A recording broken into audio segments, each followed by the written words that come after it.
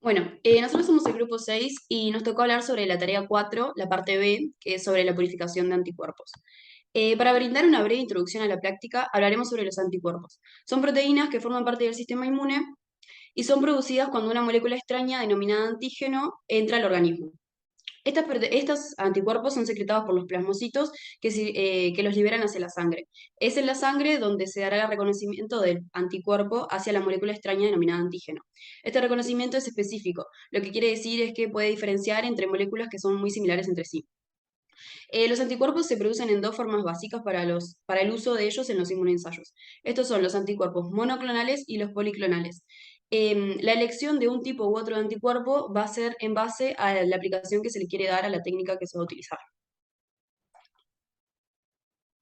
Bueno, dentro de las técnicas de purificación de anticuerpo, encontramos diferentes métodos de purificación. Estos se clasifican por la afinidad específica del antígeno, por la afinidad específica de la clase o por sus propiedades físico-químicas. En el caso de nuestra práctica, vamos a profundizar en las propiedades físico-químicas. Se realizó una purificación de anticuerpos en base a las propiedades físico-químicas, quiere decir que eh, esto, o sea, la base molecular de esta técnica es que las inmunoglobulinas, o sea, los anticuerpos, comparten todas las mismas propiedades que son su tamaño, su carga y su solubilidad. Estas características difieren del resto de la proteína que podemos encontrar, por ejemplo, en una muestra de suero, tomándolo como base molecular para diferenciar los anticuerpos de las proteínas generales. La desventaja de esta práctica es que casi siempre en las muestras vamos a obtener un preparado que no es puro, o sea que van a quedar remanentes de contaminantes. En base a las propiedades físico-químicas de los anticuerpos, podemos encontrar diferentes métodos. En este caso, vamos a profundizar en el que es la purificación de anticuerpos policlonales por cromatografía e intercambio iónico. Bueno, y para explicar esta técnica, lo primero que tenemos que hacer es definir qué es el punto isoeléctrico. El punto isoeléctrico es aquel pH en donde la proteína se encuentra con una carga neta de cero, es decir, en su estado neutro. Lo que quiere decir es que a un pH mayor a este punto isoeléctrico, la proteína se va a encontrar cargada negativamente. Y a un pH menor a este punto isoeléctrico, la proteína se va a encontrar cargada positivamente. Cada proteína tiene diferentes puntos isoeléctricos, ya que este depende de la composición aminoácidica de la proteína. Lo que quiere decir es que, o sea, cuando nosotros tenemos un preparado a un determinado pH, las diferentes proteínas van a estar cargadas a diferentes cargas, pudiendo ser esto un método de aislamiento de proteínas.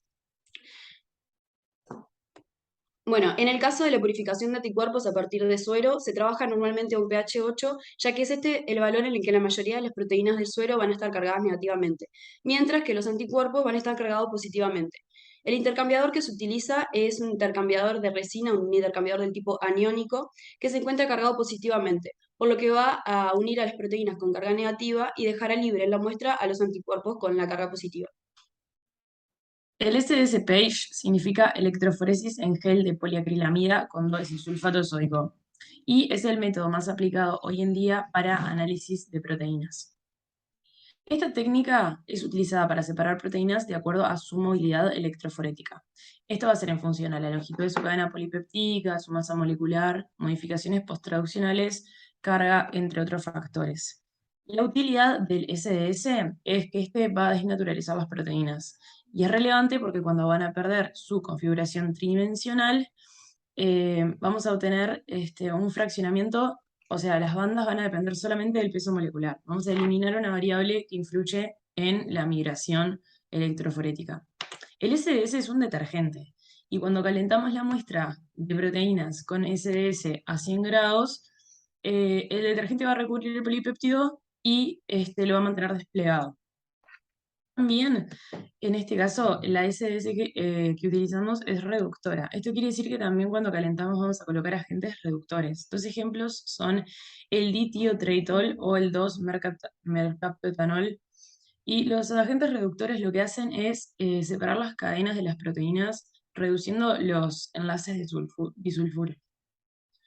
Las proteínas, cuando las pasamos por este proceso, luego las vamos a colocar en un gel de poliacrilamida en un buffer adecuado para el pH que estamos buscando. Se aplica la corriente eléctrica que va a correr para el gel y las proteínas que están cargadas negativamente van a moverse al anodo y viceversa. Dependiendo del tamaño, las proteínas van a migrar más o menos. Las proteínas más pequeñas van a encontrar menos resistencia y van a migrar más, mientras que las más grandes van a encontrar más resistencia y van a mantenerse más cerca del origen. Así vamos a generar bandas y es muy utilizado correr una cosa que se llama marcador de peso molecular. Vamos a tener una mezcla con proteínas cuyo peso molecular conocemos y se van a generar bandas que podemos identificar y lo podemos utilizar para comparar con nuestras proteínas de la muestra problema y deducir su peso molecular. Bueno, ahora vamos a hablar un poco sobre los materiales y la metodología. Como dijo Janina, la técnica que se realiza para la purificación de anticuerpos es la cromatografía de intercambio iónico. Los materiales que se requieren para la misma son resina de AD52, que va a ser el intercambiador iónico, buffer fosfato pH 8-10 milimolar, que para equilibrar la resina y hacer lavados, cloruro de sodio 2 molar para realizar la elución, suero, en este caso se utiliza de conejo, una bomba de vacío y un matraz con embudo que se ve abajo a la izquierda, que se va a utilizar para filtrar la resina cuando la estemos equilibrando, una rueda para incubar la resina con el suero, la solución de lavado y la que utilizamos para diluir, y ácido clorhídrico de ser necesario para nivelar el pH. Y dentro de los equipos que utilizamos está la centrífuga, el pHímetro y la balanza. Como paso previo al protocolo, lo que tenemos que hacer es hidratar la resina. Esto debido a que la misma se encuentra en un estado de polvo, y para hidratarla lo que hacemos es agregarle buffer fosfato y batirlo. El exceso de buffer lo que vamos a tener que hacer es filtrarlo con el matraz con embudo y la bomba de vacío que dijimos en los materiales. Este proceso se realiza varias veces de acuerdo al protocolo. Luego de hidratada, la resina, lo que vamos a hacer es ajustar el pH con ayuda del pHímetro y el ácido clorhídrico. Bien, el primer paso, entonces, en el protocolo es pesar la resina. Se agrega 0,5 gramos de resina cada 200 mililitros de suero. Entonces, el segundo paso sería agregar el suero con la resina y es importante realizar la dilución del suero y antes de realizar la dilución y antes de agregarlo a la resina debemos guardar un poco de material para la precolumna que vamos a analizar posteriormente. La dilución del suero se hace con buffer fosfato. Luego, lo que se realiza es la incubación de la resina con el suero, se la coloca en la rueda y se incuba con movimiento durante 1 hora. A continuación, luego de pasada la hora, lo que se hace es centrifugar la muestra para provocar la separación de la resina y el material no unido, donde se van a encontrar los anticuerpos. A continuación, lo que se hace es la extracción del material no unido, se va a extraer el mismo y colocarse en un tubo aparte, y en el mismo vamos a encontrar los componentes séricos que no reaccionan con la resina. Con lo que nos quedó de la resina, lo que vamos a hacer es realizar 3 lavados con buffer fosfato para permitir que las moléculas que no interactuaron fuertemente con la resina salgan. El lavado incluye adición, incubación, centrifugación y extracción del líquido. Luego de esto, se va a realizar la dilución, es decir, despegar las moléculas que se encontraban interaccionando con la resina. Esto se hace mediante el agregado de cloruro de sodio 2 molar y se vuelve a incubar por media hora, centrifugar y recuperar el sobrenadante. Este va a ser el huido que también va a ser analizado. Al terminar, vamos a tener 3 muestras. Y a estas 3 muestras se les tiene que hacer una cuantificación de proteínas que en este caso se puede utilizar, por ejemplo, el método del ácido buconínico, y una vez cuantificadas se va a realizar una electroforesis con la misma cantidad de las 3 muestras.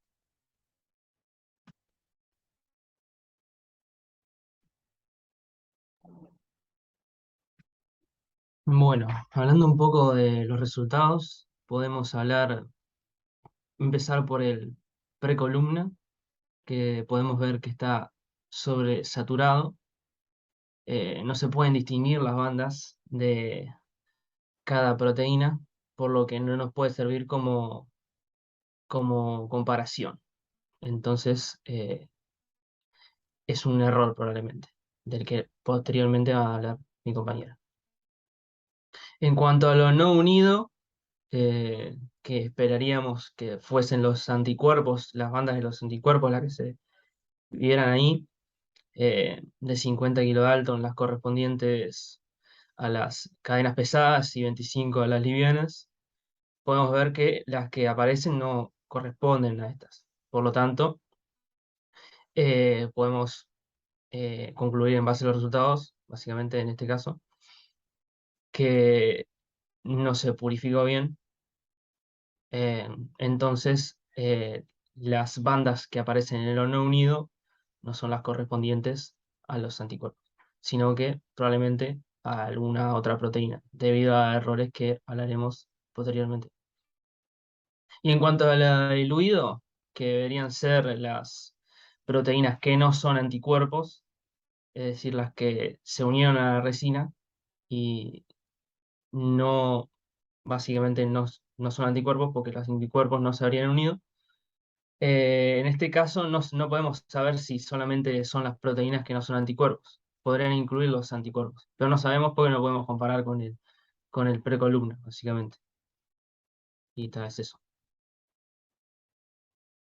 Pasando a la parte de resultados, lo primero que vamos a observar en el gel es que se resolvió bien el marcador de peso molecular, por lo tanto la corrida de la electroforesis no representó un problema para esta práctica.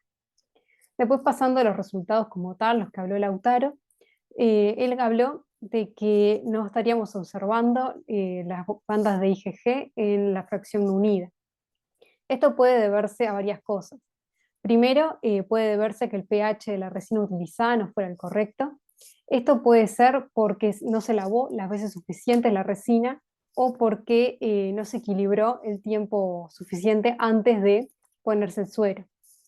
Otra de las cosas que podemos llegar a considerar es que el animal que se inmunizó no se inmunizó correctamente y por lo tanto desarrolló como una tolerancia hacia el antígeno y los niveles de IgG séricos no serían tan altos como se había pensado originalmente.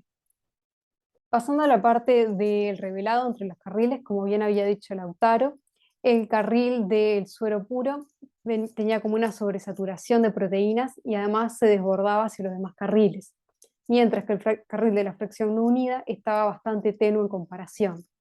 Esto, como ya lo dijeron, puede deberse a que no se cuantificó correctamente antes de la sembrada de proteínas y por lo tanto, en verdad no podemos tener resultados concluyentes porque no podemos comparar los carriles entre sí. Y si la cromatografía hubiese sido exitosa y visualizáramos efectivamente las IgG, no podríamos saber si la fracción no unida quedó enriquecida de las inmunoglobulinas o no, por no poder comparar las bandas. Otro posible problema que existe por el desborde de un carril es que se pueden contaminar los demás carriles. En la fracción unida es posible que las dos proteínas que podemos observar se correspondan a las proteínas más representativas del suero puro. Como conclusión, entonces, no tuvimos resultados concluyentes durante esta práctica, debido a que hubieron errores tanto durante la cromatografía como durante la electroforesis. Una de las recomendaciones que tenemos es repetir la práctica para realmente obtener los resultados deseados o esperados y seguir como ciertos pasos para comprobar que la práctica se realice de forma correcta. Las recomendaciones que tenemos es verificar primeramente que el pH de la resina sea el correcto antes de incubar con el suero, después cuantificar las muestras antes de sembrarlas y por último, y en el peor de los casos, inmunizar correctamente al animal. Pero esto se tiene que realizar como última instancia después de cumplir con las otras cosas. Bueno, muchas gracias.